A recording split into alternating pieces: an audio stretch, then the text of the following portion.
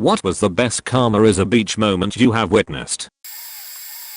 Happened to me at work. Meth head was trying to pay with like 1,000 coins for a $5 scratch off. She tried to say she was only 10 cents short. Ended up being over $1 short. Then complained and said any decent person would have spotted her the money. Pretty much told her she could go down the street and try there if she'd like. She pulled out a 20 and bought 2. As she walked out the store she said karma is a beach. When she gets to her car a cop pulls up behind blocking her in. They proceed to search the car then arrest her and her boyfriend. It was hilarious AskReddit, since people are curious about why they searched the car. There was more to the story, but I was typing it on my phone at work. There were 4 meth heads in total. She was just the only one that was giving me a problem. The cops showed up in the parking lot either already looking for these people or just by coincidence. They knew the car. It was beat up and pretty recognizable if you happen to see it. 2 of the guys saw the cops when they were outside smoking the cigarette. While I was dealing with her, they came inside and went out the other door. She went back out to the car a few minutes later where the driver, her boyfriend I'm assuming, was already in the car. They searched it because they talked to them ran their IDs and they both had warrants. They were already in handcuffs in the police car when they searched the meth head's car.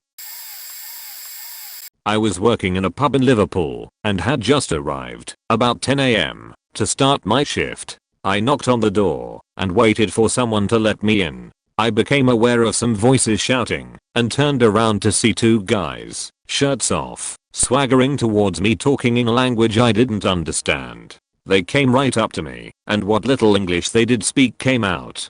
They called me a faking hoe and a faking beach etc. Nasty stuff and I was really quite scared. I was knocking on the door really hard at this point, but after insulting me and laughing they walked off towards a busy road point. I watched as they walked out into the traffic waving their arms at the cars to stop for them then giving the drivers the finger. Suddenly one of the cars stopped and 4 big guys got out. One of the nasty dudes ran off, but the big man got caught and shoved hard against the car a couple of times clearly hurting his head and elbow. Then one of the car guys made out that he was going to punch him, big time, drawing his fist far back. The little she just covered his face and screamed. They didn't get hit, but the car guys and a lot of passers-by burst out laughing. They let him go, and he ran away. That felt good. I worked as a bartender at a bowling alley. For some reason one of the other bartenders hated me. She was constantly poaching people on my side, horseshoe-shaped bar. So we each got a side. We split tips, and whenever it was her turn to count them down I know she wasn't splitting them properly. Tried to get the scheduling manager to put her on my days, etc. One of my regulars even said she caught her pocketing tips and not putting them in our communal bucket while I was working with her.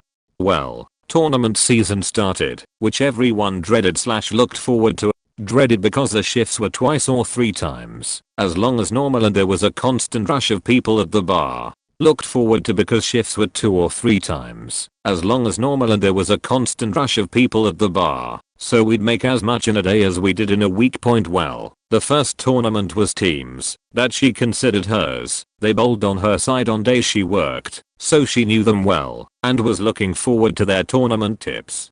She came in, saw that I was scheduled to bartend that day, and flipped out. She started ranting to the manager, who happened to be the scheduling manager, and the owner of the place happened to be standing there. The owner pretty much said I was one of the better bartenders, so I was getting put on the tournaments, and if she didn't like it, she could just leave. My coworker left, and then I got to work her normal shifts as well. I'm way late for this, but this is one of my favorite stories to tell. So, when I see a thread about karma, I can hardly resist sharing this one. I went to a small school of about 80 students. In my class there was 12. Although our numbers were small, we still had the classic bully archetype. Let's call him Christopher. Christopher was one of those kids who felt like he could do whatever he wanted to anyone else, and he would be absolved of all blame if he finished his routine with "it's just a joke." Basically, he was a grade A prick. Enter the second major character. There was also a mentally challenged kid in our class. Let's call him Todd.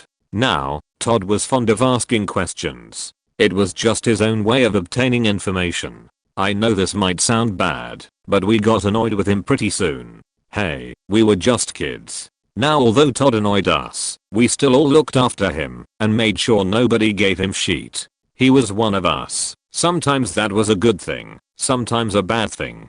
The karmic incident took place once when we were the oldest year in the school. We basically ruled the school, and naturally this power would go to our heads. And it corrupted nobody quite as much as Christopher. We were playing rounders, kind of a UK baseball, practicing for an upcoming competition. Split up into 2 teams, and made play each other. I was kinda mad, because Todd was on my team, and as you can imagine, he wasn't the most athletically gifted. Picture Kermit the Frog trying to run the 110-meter hurdles. That unathletic point we were losing, due in no small part to the other team's superior members. I had lost interest, and only gave lackluster hits when it was my turn. Then it was Todd's turn. I watched, just to see how it would go. And I looked at the other team. Christopher was pitching the ballpoint. He wasn't even giving Todd a chance. He'd throw the ball at his feet, and burst out laughing with his team. Babe Ruth couldn't have done a damn thing with those kind of throws. It went on for 3 minutes. Eventually his own team got sick of him, and told him to give a decent throw, so Todd could strike out, and the game could progress. He throws it, and Todd braces himself. We're all watching by now. Todd has tears in his eyes, the kind of thing humiliation does to someone like that. And as the ball draws closer, the world moved in slow motion for me. Point whack. Todd didn't just hit the ball with the bat, he fucking annihilated it. The bang was heard all over the school. It sounded like a bomb had gone off, localized entirely around the side of the bat. So what does a ball do when it's met with a force like that? I don't know for sure, but in this case it went back towards Christopher at max speed. I didn't even see the ball on its way back. It was like a bullet from a pistol. When it got to Christopher, it hit him squarely in the eye. He fell down, out cold. One of his friends helped him inside, while the rest of us, both teams, cheered and laughed. We lifted Todd on our shoulders, and gave him a hero's support point. He was no longer just Todd. He was Todd, the destroyer of us holes. I count this as a karma, but call it justice too. Beach deserved it. This happened a few years ago, and I had originally posted it under another account that has since been deleted. I used to live a street or two behind a central suburban bus stop on top of a big hill, and I would take the bus every day to university, about an hour's bus ride away. One morning I get on the bus and the bus pulls up to the intersection, waiting for the intersection lights to turn red, so it gets the green and pulls out. We get the green and start pulling out. All of a sudden this primped up snooty middle-aged woman in a red suit, I still remember the details because it made me so mad, flew through the red light in her huge silver Cadillac going the same way that the bus was turning. The bus driver had to slam on the brakes quite suddenly and then honked at the woman. The woman, who clearly intentionally ran the red because he was never down, flips the bus driver off and keeps speeding. The bus driver, this really jovial large black lady, cursed and carried on. From the bus terminal to the city you drive down a really big hill before it flattens out in the valley. In the mornings/evenings cops like to patrol the intersection right at the bottom of the hill, especially because they can radar gun cars coming down the hill as the bus was, because there is a curve in the road, and if you're going too fast the cops can catch you before you have a chance to see them and slow down. Well, guess what happened? We get to the bottom of the hill and see that the cops had pulled over a silver Cadillac into the cross street and were issuing her a ticket. The bus driver saw it and said, "Oh yeah baby," and pulled the bus over to the sidewalk near to where the intersection was and flagged down one of the cops he came on and asked what was up, and the bus driver asked if she had been caught speeding. The cop said she had, and the bus driver said, "Oh yeah. Is it still illegal to run a red light?" The cop laughed and said that it was, then asked her if the lady in the caddy had done that, and the bus driver said yes. The cop asks, "Well, we will add that to her ticket. Would you be willing to come in as a witness in court for that, then?" The bus driver said, "Honey, I get paid to go to court for stuff like this. It'd be my pleasure," and the whole bus started clapping. It was such a good day. I was working at a mental health facility for the elderly as a nurse. Worked there for over a year with a perfect work record. I worked for the same company at another elderly facility also for the same amount of time with a perfect work record. My coworker found out I have PTSD and decided to tell my boss at the psych facility that I have PTSD, and the two together plotted to have me committed. One day in October 2012. They launched their attack. I was working a 7 AM to 3 PM shift and doing very well for 2 hours when my boss called me into her office to congratulate me on 1 year service. When we were in her office alone, she started grilling me about my mental health and how it plays out at home. Next thing I know, she's forcing me to call my coworker who is off duty and making me go with her to the psych emergency because I have PTSD. The entire meeting was designed to stress me out and cause me to be triggered enough to behave poorly or crazy somehow to rationalize the next step, which was cart me off to emergency, and when they see me, they will instantly know I belong locked away in a padded room. They didn't though. The hospital said I was fine, just stressed out about being forced to go to the hospital like a crazy person for no reason other than admitting I had PTSD. After the hospital let me go, my boss put me on extended medical leave without telling me and ignored all my calls for 2 weeks. Wrote letters lying about me to her bosses in the hours depth. I filed a union grievance and a complaint with a third-party whistleblower company for my company's head office to hear about. My boss lied about me to everyone. She said I told her I had a murderer in my head, that I was standing in front of mirrors with knives wanting to cut flesh. They believed her, so they shut down my complaints. I took it to the Human Rights Tribunal, self-represented against the largest long-term care provider in North America, and I faking. Took 3 long years from incidents to end of court. It was the hardest thing I have ever done. My employer's health declined considerably by the time trial happened. She lost her job, she had to move to the mainland, and there is a forever public record about what she did. The coworker who helped my boss is in the permanent record, and the employees of the job site were ordered to learn of what she and our boss had done to me, and the outcome. She will never be comfortable at that job site again, and who/what she is known to all. I got the highest amount awarded for damages to dignity and self. I created a precedent for other PTSD persons with clean work history who do a good job on the clock but have very real struggles with PTSD symptoms at home. No karma could possibly taste better than 40k and a clear reputation. Edit. Wow, thank you for the gold. We had a dance unit in my 7th grade gym class. The teachers decided that it was a good idea for everyone to do T-bow. My middle school ran like Mean Girls, and many were holding grudges for events that had occurred in the previous year. Old elementary school football rivalries were present. The nerdy kids loathed the jocks. The more popular girls were angry because of some major rumors that were going around at the time. The girls in smaller cliques secretly envied each other. The lowest of the middle school social caste system had it out for the bullies. It was chaos just waiting to explode. As 200 of us were crowded into the gym. Before us was a massive screen playing a Billy Banks T-bow DVD. At first, the T-bow exercise was relatively civil, but there were those kids who were just being pricks, kneeing people in the back, punching shoulders, and then acting like it was an accident. Attitudes shifted. You could feel the heat of the victim's anger and the testosterone levels skyrocketing.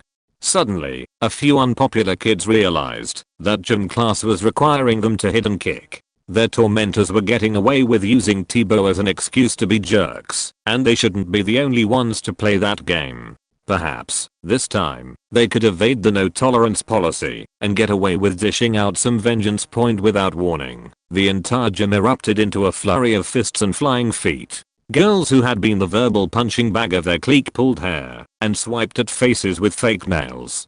Kids who had been bullied day after day were dishing out black eyes like it was nobody's business. The sudden lashes of anger aroused the bitterness of the others, and the attacking spread like wildfire. The kids at the top of the social hierarchy and the well-known bullies were taken completely by surprise as the tables turned, and some even bolted for the doors. The gym teachers tried to stop the epic battle, but there were only 6 of them. Eventually, school security showed up to break up the fight. No one was formally punished that day, as you couldn't exactly punish 200 kids. Injuries ranged from bruises to broken teeth. Essentially, the middle school version of a peasant rebellion occurred, and the nobility got their ass kicked. Unfortunately, the issues were not cleared up in a single battle. Alliances only strengthened, and the neutral took sides, which led up to the Great Twitter War, which as far as I know, remains unresolved, though it effectively tore the school apart. Throwaway, cause I've told this story IRL before. Edit format. A number of years ago, my then boyfriend and I were at our local dive bar having a few beers mid-afternoon as usual. All is good until this petite chick with a rockin' body strolls in and very blatantly is flaunting her sheet to every guy there, including my boyfriend. I'm a decade older than her. I'm like, whatever. As long as she doesn't actually come over, actually try this sheet up close, personal. Let her have her fun, cause days when you feel this good about yourself are far few. Eventually, every guy is so distracted that the whole place is completely malfunctioning. The bartender is too busy flirting with her that he doesn't keep our beers coming as usual, and my opponent at the pool table is not mentally present. The game is becoming a cakewalk. Now I'm annoyed. Of course anything I say will sound like I'm jealous, envious, so I say nothing, seethe silently, salvage what I can of my happy hour. Cue karma. She sashays up to the bar again in her tall wedges and miniskirt, climbs on top of the stool, kneels on the stool, leans forward toward the bartender. No panties. Sexy? Only if you like the sight of a bloody tampon string hanging out. That next beer was especially satisfying, delicious. Drafia once was a cute little thing, distraction and chaos she'd bring with her big buxom hoot as she flaunted her cooter that was adorned with a big bloody string. At work about 6 weeks ago. It's 4 AM, and we're waiting for a delivery. A drunk black guy, relevant just wait, comes up and starts yelling to open the door so he can exchange done empty bottles for some more beer. Now there's like 3 things wrong here. We don't open for another 4 hours. He's obviously intoxicated, and we can't legally sell to him anyway. His behavior would have gotten him kicked out of his store, even if we were open. We inform him that he can't buy beer and that he can't hang out in front of the store because we are waiting for the delivery. Now, he wasn't the first person to try to buy from us that morning. The other guy, white, when asked to leave politely did with an apology. This second guy starts screaming at us, threatening us and saying, "It's cause I'm a nigger." So for our safety we stayed locked in the store and called the police. He wound up leaving, and we never saw the cops. Fast forward about 35 days. He comes strolling into the store like nothing had ever happened. I mention that he's no longer allowed in the store and he's in a world of confusion. I had to explain to him what he had done, to which he said something along the lines of, "Well, that explains why I wound up in jail for 35 days. I live in a college town and my room is, and I plan to throw a rager on my birthday. We had just finished setting up and started playing music and drinking. It was around 11 PM and there were maybe 20 people already partying. The party was slowly gaining life when we heard knocks on the door and saw flashlights through the blinds. I knew it was the cops, but thought to myself that it was way too early for them to be busting us. I go outside to talk to them, and as I open the door I see 2 officers and my neighbor. Everyone inside immediately leaves while one of the cops is writing me a ticket. The neighbor approaches me and tells me that we can't be doing these types of things because he has kids. I was already pissed off because I have to go to court, but there was nothing I could do. The party was dead. Whatever. Fast forward a couple months, my roommate runs into me with a worried look on his face and says, "You have to come outside right now." I ask what's going on, but he doesn't tell me. I go outside and there are cops everywhere. They were in the alley hiding behind sheds and dumpsters while holding assault rifles. I go to the front of the house and there are cops cars everywhere along with a huge black vehicle that looks like a tank. The street is closed off and I'm pretty freaked out at this point because I didn't know what was going on. Then guys in full camo armor bust into the neighbor's house and drag him out. Apparently they had a search warrant because he was selling drugs right from his house where he had his kids. That's karma. Instant karma is delicious. This will get buried, but I still love this story. I had to use a 4-lane road to commute to and from work, 2 lanes each way. There was an intersection where I would always get the red light. During rush hour, I might have to wait through a few cycles before I could get through the intersection, mainly because the left lane didn't get a green arrow to turn, and it would cause a backup point. One day I was waiting my turn to get through this intersection. It was a nice day, so I had the window open. Two guys pulled up in the next lane. There was a lot of traffic that day, so for 3 light cycles, these guys starting talking major shit to me, calling me a slut, telling me that wanted to F me, eat me, wanted me to suck them off, shit like that. Ignoring them did not dissuade them, and I eventually talked a little shit back. Finally, it was my turn to go through the intersection. Traffic unwinds. I start to take off. The guys in the next lane also take off, so they can stay even with me and scream more crazy shit at me. Problem was, the car in front of their lane was taking a left. Their lane was not moving. I take off right as they rear end the brand new Jag in line in front of them. The best part was the super loud Nelson Muntz haha I yelled at them when they hit that car because they heard that shit and looked sad. Still makes me laugh every time I think about it. I was once walking home from the grocery store when I lived in California. It was a rather nice day, high 70s, only a few clouds, and this was in a town rather than a big city, so there wasn't much pollution in the air. There were some fairly attractive girls sitting at a table, enjoying some Cold Stone ice cream they had bought from the Cold Stone right next to the store. Point as I walked along the sidewalk, right next to the parking lot, a guy in a large, tricked out, gas guzzling truck decided to try and impress the girls. How? Obviously if he showed what a good driver he was, he would somehow be able to make their panties drop from the weight of being so wet. Well, he drove up to the parking lot exit and stepped on the gas. His intention seemed apparent. He would burn some rubber onto the road, make a sharp turn, and speed off, thus impressing the ladies, and maybe he would come back from them. Well, he started his rubber burn, as myself and the ladies turned and looked. None of us were impressed with this blowhard in his giant truck. Why would he think that would impress people? However, this did not deter him, as he sped onto the road, his tires smoking, and sharply turned right to show his awesome driving skills, and then his rear right tire promptly exploded, leaving the rim to smack and grind against the pavement, bringing his attempt to a halt. Well, the 3 girls had quite a bit of enjoyment from that, and the guy sat there in his truck, fuming, trying to think of something to blame for his now disabled truck. But there wasn't any. It was his fault, and only his fault, and worse yet, it was right in front of the girls he wanted to impress. Now he was only depressed. TLDR. Guy in giant truck blows his tire before he can get blown. I have a farm in Africa. I'm not joking, I'm African with a large extended family. It's a small farm, family land for several generations. My cousins who live there are pretty much subsistence farmers. They eat what they grow, mostly corn, maize. And there is a pond we fill to fish farm when it is not too dry. But it had been very wet, and it has silted up. Anyway, I'm visiting them, helping fertilize the field before planting. Now by fertilize I mean the good stuff, nothing from Monsanto, but 3 months of dung accumulated over winter.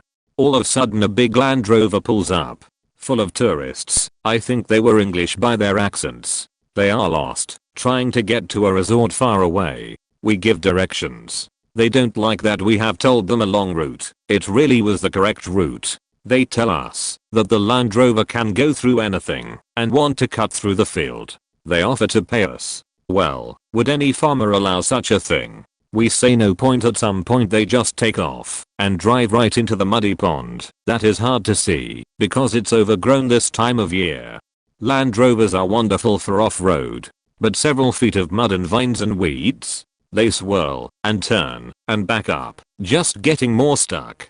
Finally they emerge on foot through the mud. We are so shocked we can't even laugh until later. They walk up to us and sheepishly ask to hire a car. We charged them well. Also charged the towing company that came to get their car. My cousins made a tidy sum. It is now the family joke that we should be growing tourist cars instead of maize and fish. Edited, Clarity. When I worked at a prison as an officer, an inmate who locked a boy in a box in the woods and repeatedly rapped him was scheduled for release. His now adult victim successfully campaigned the state to utilize a underused law that allows sexual predators to be kept under incarceration to be treated if they meet certain criteria. His story was highlighted on Dataline. A few weeks after having his story broadcasted on Dataline, the inmate was moved into general population. He was placed into a cell with a younger inmate who had a violent history and was sexually abused as a child. A few hours after being locked down for the night, the younger inmate used the intercom in his cell to alert staff that he had killed his cellmate. Staff opened up the cell to find the inmate beaten to death. Here is a link to an article about it. Keep in mind the author is a high-profile inmate himself, and his bias shows. Here is a response by the dead inmate's victim, who also is understandably biased.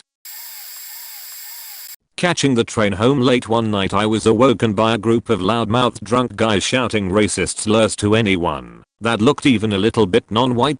Another passenger starts telling them to shut up or get the fuck off the train when these guys flip out and start screaming at him. At this point, another guy, who happens to be black, tells them to calm down, and they start screaming at him that they are going to kick the shit out of him.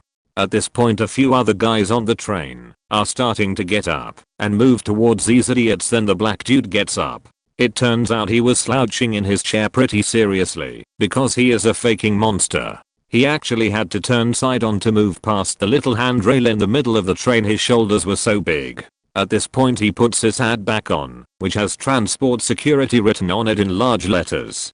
He hits the intercom button to signal the train guard and tells them to arrange police at the next station, then just walks up and grabs one of the guys and tells him ever so calmly he just wanted to get home after a long shift, so they all better behave really well because he is losing his patience fast. Everyone starts jeering the security guy and yelling at the idiots, who are then escorted from the train at the next stop. It was beautiful.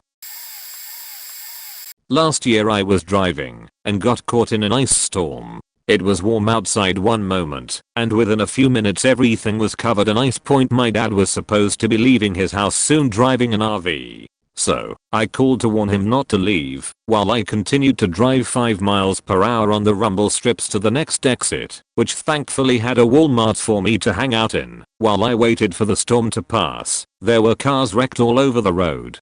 It looked like a scene from The Walking Dead where all the cars are wrecked on an abandoned road. I was afraid to pull over and help anyone for fear of getting stuck myself, or worse, getting rear-ended by another out-of-control vehicle. I quickly ended the call with my dad because talking on the phone and driving is dangerous to begin with, but also because there were 2 cars coming up behind me going about 60 miles per hour. Apparently, they were both oblivious to the dozens of wrecked automobiles on the side of the road. I had just finished the sentence. I have to get off the phone, Dad. People are driving like idiots. When the 2 cars passed me and slammed into each other, skittering off to the side of the road. I feel like an asshole, but I kept driving. But I did see 2 guys get out shaking their fists as I was driving by, so I'm assuming that they were okay. So a few years ago, me and some friends went to Hookerville. For those who don't know, it's a 3-day-long hippie fest in Ohio. On the first night we are all having fun and tripping our faces off. Around 2 AM as the trip from the shrooms I ate is coming down, a guy stumbled over to our tent area. Now this guy was all sorts of faked up. He said he had eaten some tabs and some shrooms, so he provides to piss next to our tent. As he is pissing, we are telling him to stop and that he is pissing in our Cheetos. He has a moment of clarity and realized what he was doing, and instead of saying he was sorry, just kinda shrugs it off and leaves. So about an hour later he shows back up and sits down. At this point he is tripping so hard he is faster faking God. So he sits and is real quiet. Then out of nowhere he goes, I faking love Cheetos, grabs a pissy bag and starts eating the piss soaked Cheetos. My friends and I just kinda look and share a nod of approval and let him keep eating. Hey guys, these Cheetos are all soggy and cheaty. That was the last thing he said to us before he disappeared into Tent City. DLDR ate some shrooms with some friends at a festival. Guy pissed in our Cheetos. Guy ends up eating his own piss. After my sister passed, we found out that my psycho niece, always despised her, had been physically and mentally abusing her for months. She didn't leave any visible signs and my sis was so ill she couldn't tell anyone. My freak of a brother-in-law was never a secret that I hated him too. Not only knew about it, but covered it up and lied to the authorities when questioned about how she had gotten the multiple injuries. 6 months after my sister passed, the bastard brother-in-law had a brainstem stroke. He is paralyzed below the neck and can't speak. 2 years after my sister passed, the beach niece was in a horrible car accident and ended up as a resident in a rehabilitation hospital for 28 months. During that time she was wrapped daily by a hospital employee, but her injuries were such that she was unable to tell anyone what had happened until a few years later. An examination showed that she does have a lot of damage, but she couldn't ID him. I visit them both often to remind them of the words I said when we found out what they had done to my beloved sister. You will answer to God for what you've done once you're dead, but you know that beach karma, she gets you while you're still alive. I already have my front row seat reserved, so I can watch whatever it is she has in store for you up close and personal. When I was 7 I had this really terrible babysitter. She would call 911 and yell help into the phone and then hang up really quickly and would also regularly forget to make us dinner. The worst was she would always invite her boyfriend over so that they could make out on the couch and watch movies. Classic teenage shit. Every time he was over she would lock me in my room and lock my 5-year-old autistic brother in the basement. He didn't understand how locks or light switches worked, so he cried pretty much the entire time. One day after Christmas I took my new point and shoot camera out for a spin, pretending I was a detective. I would creep along walls and jump around corners snapping away at whatever I could find. I could hear my babysitter talking to her boyfriend on the phone, so I thought I would investigate. I crept up to the kitchen and then swung around the corner snapping away in my camera.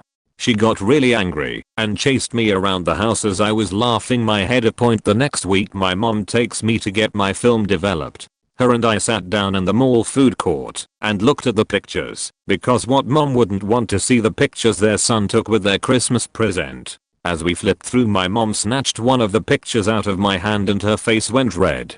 My mom was holding photographic proof of my babysitter going through my mom's purse. I've never seen my mom light anyone up as bad as she did that poor 16-year-old girl. TLDR had a demon babysitter that treated my brother and I like shit, became an ace childhood detective, and provided my mom with photographic proof that ended up getting my babysitter fired. I'm from Minnesota, but lived in Illinois for a while. There was a snowstorm. I was in the left lane doing about 30 in a 55 because the roads were that bad. I had someone doing about the same speed right next to me in the right lane. Behind us is a woman in a small SUV, CRV or something like that, bouncing from lane to lane behind us honking her horn. As we come to a red light the guy next to me turns right and the woman moves next to me. She rolls down her window and starts yelling at me. I lowered my wind to hear, "If you don't know how to drive in the snow get the fuck off the road, some of us have places to go." Or something to that effect. I don't remember word for word. The light turns green and she speeds off like a bat out of hell.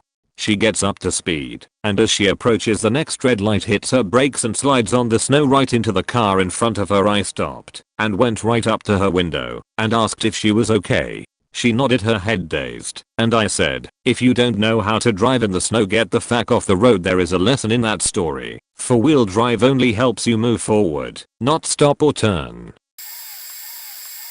Well, I was the karma in this story, but I think it still belongs here, and I've been waiting for the right time to share this story. I dated my first boyfriend for a year and a half, my senior year of high school and freshman year of college. He was a real sheetbag and I stayed with him anyway, because I clearly lacked the self-respect to leave the very unhealthy relationship. But I digress. One day, said boyfriend and I were taking a shower together. Boyfriend gets this devious look on his face and asks in a sweet voice if he can have a hug. I asked him suspiciously what he's up to, and he claims he just really wants a hug. So I say, "Oh, that's sweet. Okay." Of course I give him a hug, and he squeezes me tightly, so I can't pull away, and he starts laughing. I ask what's so funny, and he tells me that he is pissing all over me. I was pissed. This is not the first time this motherfucker had peed on me unsolicited. He was just one of those guys that loved to fuck with other people the last time he did it. I had told him that if he did it again he would regret it. He didn't believe me. Fast forward to 10 minutes or so into the shower. I have been patiently waiting for him to wash his face. He grabs the face wash and I bend down. He asks what I'm doing and I tell him I'm going to shave my toes. He says inquisitively, "You shave your toes?" And I said yes, all women do. Ask any one of us. He accepts my answer and starts sudsing up his face. I pop a squat and hover directly over his foot and I bogoyer a big fat Cleveland steamer onto his foot. He stops sudsing and says, "We'll call me Karen." "Karen, what is on my foot?" I'm silent because I'm exploding with laughter and trying to muffle the sound so he doesn't know what's going on. "Karen, what is on my foot? Why is it warm?" I'll let some laughter slip and then a little bit more laughter. He is getting angry now. He has figured it out, but he doesn't want to believe it. "Karen, what the fuck? What is on my foot? I swear to God, you did not seriously." He kicks his foot and flings the brown baby at the wall of the shower and I lose it. I'm dying laughing and he is screaming, "Are you faking kidding me, Karen? Get it out.